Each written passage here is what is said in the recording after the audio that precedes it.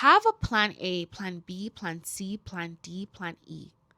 Because the first 4 plans are probably not going to work, but you need to know what you're coming here for. I don't recommend coming here just for emotional reasons, because Ghana will test you in ways you've never been tested before. You will cry. Probably. I cried a lot. I still cry. I've been living in Ghana for 6 months and I'm finally ready to talk about it. Would I recommend living in Ghana? I'm not sure. Come visit, come experience the culture, but to actually pack your bags, maybe sell your house, get rid of your place, get rid of all your belongings to move here, I don't know if I would suggest that. And I did that. So I think living in Ghana, and I'm specifically talking about Accra, and this is based on my experience as someone born and raised in Toronto, Ontario, in Canada, someone who has been to Ghana a couple of times, but for holiday. And I have gone in different times of the year, so it wasn't just for dirty December. And even with that exposure, I think it's been really challenging adjusting to life here. Been here for 6 months. Technically, I've been in Africa for 7 months, but I spent 1 month in Kenya. And part of me going to Kenya was because I needed a break from Accra. And I recognize to be able to do that requires some level of privilege. And I'm very aware of my privilege, even just being able to live in Ghana and have the option of leaving at any point. But all that is to say, living in Accra is not for the weak. There's so many challenges when we talk about things like the infrastructure, lack of roads, not having consistent water, not having consistent electricity. All of these things are happening to people all the time. And it's tough to live in that environment. Even if you are used to that, it's so hard to plan and to make plans and to do all these things when at any point in time you might not have light, or you might not have water, or things like this, or the road, when it rains, it gets flooded. All of these things make living in Ghana so challenging. There's a lot of content of people who've done the move. And before I moved, I watched everything. I would watch all the YouTube videos. I would watch all the TikTok videos. I was watching everything. And I do feel like a lot of people romanticize Ghana. Accra. Let me say Accra. It's romanticized. And not to say that's not the real experience of people that make these videos, that do this content, but I do not think we see a lot of the other side, all of these other challenges that exist. I don't think that is expressed as much. And if it is expressed at all, it's very minimal. If you come to Ghana, if you come to Accra, you will have a good time. This city, you can have fun.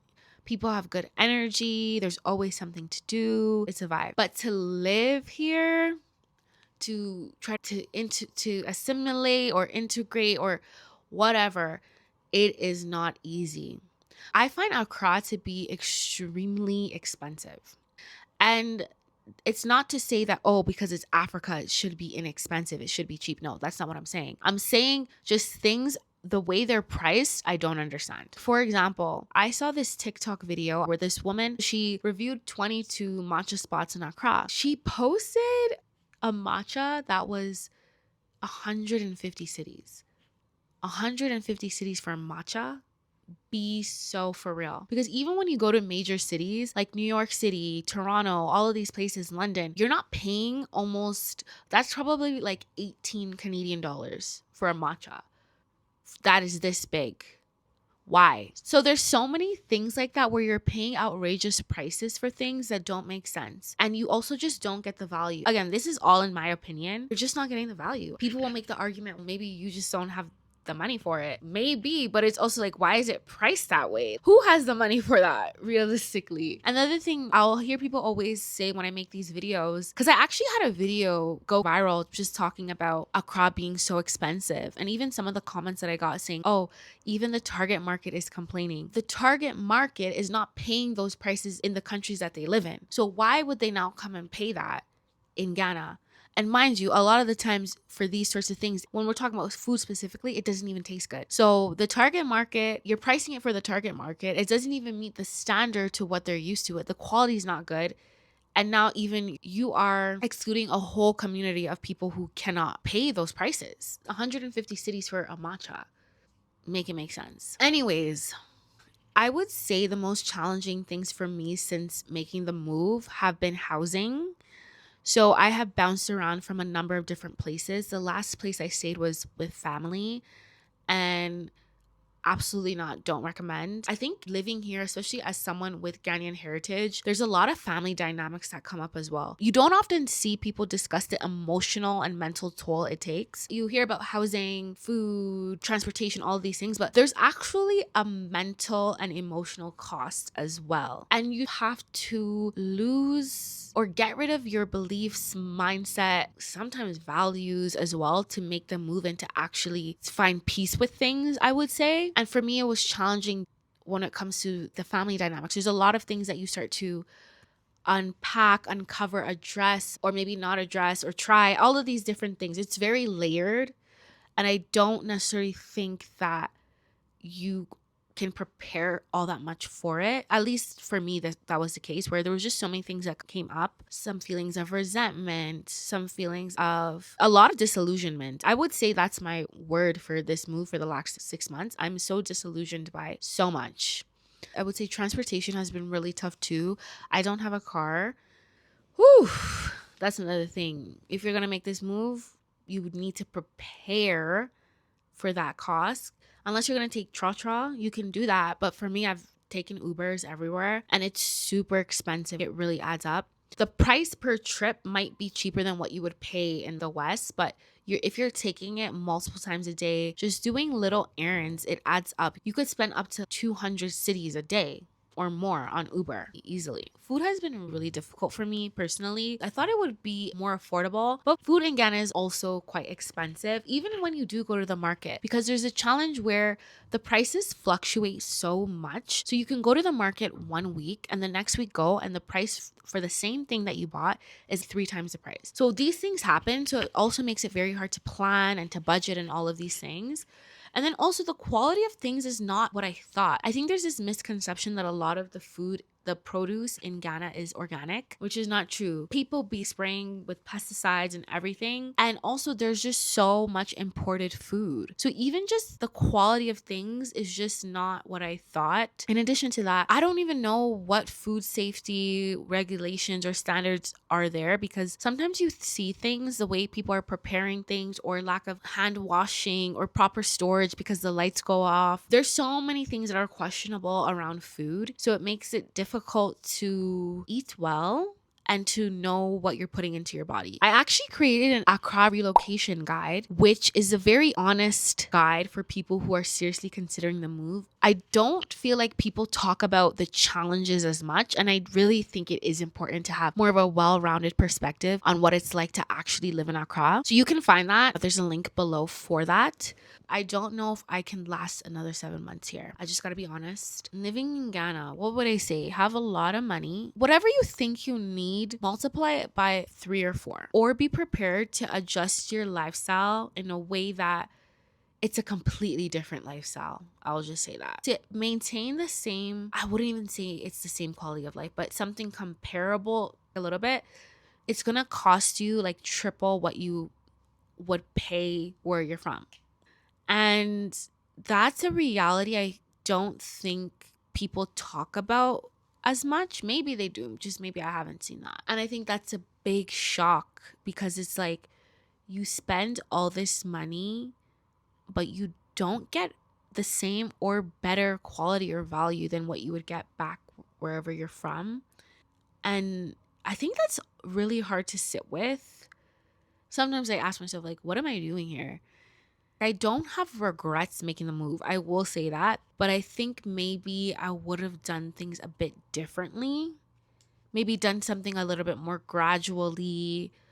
Yeah, I would say that. It's really been challenging for me being here, I have to say, but it's normal. Whatever I'm feeling, I think is quite normal. You have the first couple of weeks / first couple of months, you're vibing, you're going out, you're doing this, meeting people. The next, like say the next quarter, you're realizing, oh, you're here. You made the decision. You're trying to navigate things. You might be frustrated. Then the next quarter, you're like, wow, I really did this and I'm here. And I think at that point, a lot of people end up moving back. I've heard that's really common. People do 4 months, 5 months, 6 months, and they're like, nah, I'm good. I'm gonna head out. And so now I kind of feel like I'm at a crossroads where it's like, Should I stay or should I go? So many people tell me go back to Canada. But it's an option, right? It's always an option, thankfully. But I'm not convinced that's what I want to do yet. But I also need a plan. That's the other thing too. Do not come to Ghana. Do not move to Accra. Do not pick up your whole life, sell all your stuff, get rid of your house, quit your job. Don't do all that without a plan. And when I say you have a plan, it's not like a plan you would have in Canada or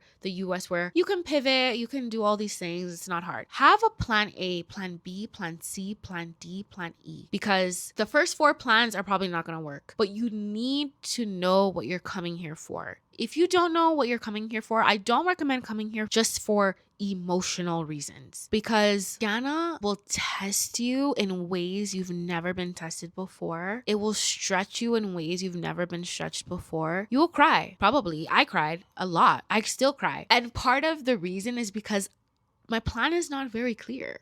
I had an idea, but like I said, you need plan A, honestly, plan A to Z. Because if you feel called to come, I think there's a beauty in that. Absolutely. And I don't think you should ignore it. But you have to know why you're coming here. Know what you're going to do. It's not enough to come based on vibes. Unless you just want to do a little 2 months type of thing, 3 months, just enjoy, you can totally do that. But if you are wanting to relocate and make Ghana your home, you need to know what you're doing. Trying to find a job in Ghana, no, don't even bother. People who are born and raised here, people who have numerous accolades, people who are so brilliant, can't even find work. And if they find work, they're getting paid 2,000 cedis a month. Okay? And these people probably have multiple degrees. So it's super important to know why you're coming. And it's not enough to come based on vibes and emotions. My reasons, I'll make another video because people always ask me that. Why did I move to Ghana? There's a couple of reasons, but part of it was wanting to connect with my culture. That's the emotional side. And then also to do food work, whether it's things with agriculture, looking at how do we really mobilize the nutrition and dietetic space here, food product development, all of these things. That was actually a little bit more concrete, but I also didn't have a real plan attached to it. And I'm realizing how critical that is to have a plan and have money. Those are the things I will say. If you want to move here, have a plan and have money. If you don't have those things, slow down, prepare, give yourself a couple years to prepare. Do not just do things on a whim. I didn't understand before why people would say, oh, you're so brave, you're so courageous for making the move. I'm like, I'm just moving to Ghana. But now that I've been living here for 7 months, yeah, I get why they were so shocked and surprised and saying you're strong. What do I like about Ghana? Okay, one thing I love about making the move to Ghana, I realized I don't need as much stuff as I thought I did. For example, I used to buy clothes pretty often, I would say, maybe like at least buy one thing once a month. I haven't shopped in 6 months. I did buy some things in Kenya because the weather's quite different here, so I didn't properly pack. So I had to buy a couple of items, but I didn't shop at all for 6 months and I didn't need anything. And I was like, wow, I'm more sustainable. So I really like that. I like the fact that in Ghana, people just have a good time. People just like to have fun. They let things roll off their shoulders, which has its pros and cons, but a lot of the times they just don't let things get to them, which is nice as well, because I find that personally I can dwell on a lot of things, or just, I think also in the West, we can just harp on things for a while. But here, people don't do that. Another thing, I've been able to make friends who are both local and also returnees like myself. So that's really nice, just being able to build a community with a shared experience. So all that is to say, there are things I like about Ghana. There's so much that I still want to do. So that's the other thing too, because I'm in a crossroads now. It's what am I going to do? Am I going to stay? Am I going to go? What if I stay? What am I going to do? If I go, what am I going to do? All these things I'm thinking about all the time. There is quite a bit of opportunity, but you have to endure a lot to make it happen and to realize it. But if you're willing to do that, then things can happen. So you have to know yourself, know what you're willing to do and what you won't do. And sometimes you just figure that out by doing the thing. So all this is to say, would I recommend making the move? It depends on you. Depends on what you want. It depends on your why. I do think if you are someone with Ghanaian heritage or African American or anybody, come to Ghana. Just experience Ghana. Ghana's a vibe. But to actually make the move and to live, that's another conversation that we would have to have. Know your why, have a plan. You have to be flexible and have money. Have money.